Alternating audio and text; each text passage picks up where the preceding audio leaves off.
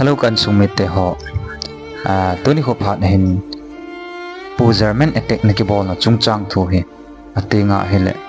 Pathenin an hu do dan thu chom chahat ana seu te puzermen hi het ma bangun namlam kai Pathen ging mi ta ailo le ki ta na nei mi ta hi ti chen he bin atinga hi jong le ama he aphat dan le Pathen he dan he anung zui ho asipai hon jong angai lut dan alung se dan he ama thi khel gya thingam che hewe ti chu aphat dan Pathen he dan chu inaza bin na tuni ho in Pathenin inam sunguwa kihil na the hi lo le vet ton the dinga e ta la pi nom ji u he katino mena aji chu dan hewe la chun ama he mun khana achin a hin lampi hin attack ana bol bin na ana bulu bin ama wang Pathen lung se jalen ama he akisu khapoi ti he na atinga hele a hi wang sit ten a bodyguard pa wang chu akitong kha e ti thu iza bin ai pi che hen lang he jong le thina man na ha lo ji nin Pathen chu thang ba bin he ating le thu akiza danin ama athat ding aman ding ho he sum phabe ape he ti jong akizen na ating le pu German ocheng khat kihil na thei dinga phata khat chu hele khat be na sim do te tu hin kom khom thlonin alung lip dan le Pathen anei dan kamun a hi akap ho jong aki he do jong le ngai dam ding a hi atin la jin a hi ti he na eje pu German ocheng he na akap ho alo la that dinga ki bo ho jong chu aman punishment pelowa na le ngai dam ding a hi ti chan ge ya ma hen Pathen mi ngai lu na ne he na he na he ama hi Pathenin inam pi wa dinga eitun pi mo mong he ti chu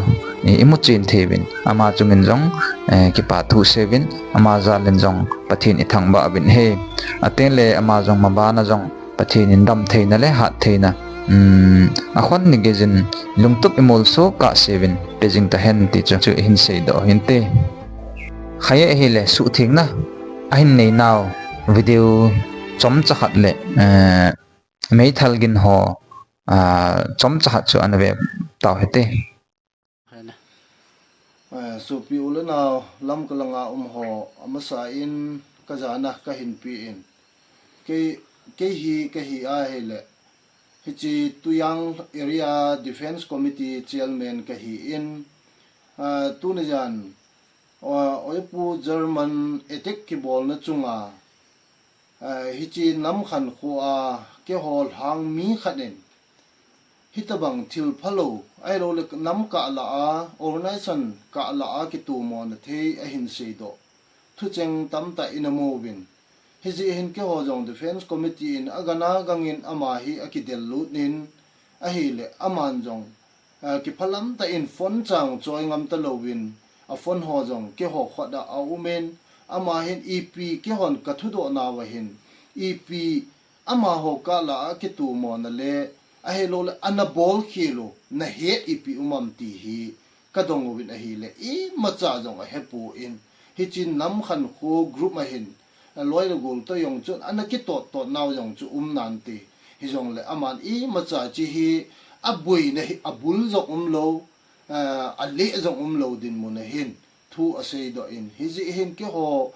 defense committee in ama hi inam sungwa inam pumpiu sunga ngai dam ka hin thum pi in chu ting le khunung ting le ama aku na hi bui na ja chum asu do le na asu na lo ding in mi pi te in jong ne het pi wa ke hon jong hitabang bui na asu lo te na dinga hi ama chunga hi gi na sangta kaniyu hi ti hi su thing na ka hin ne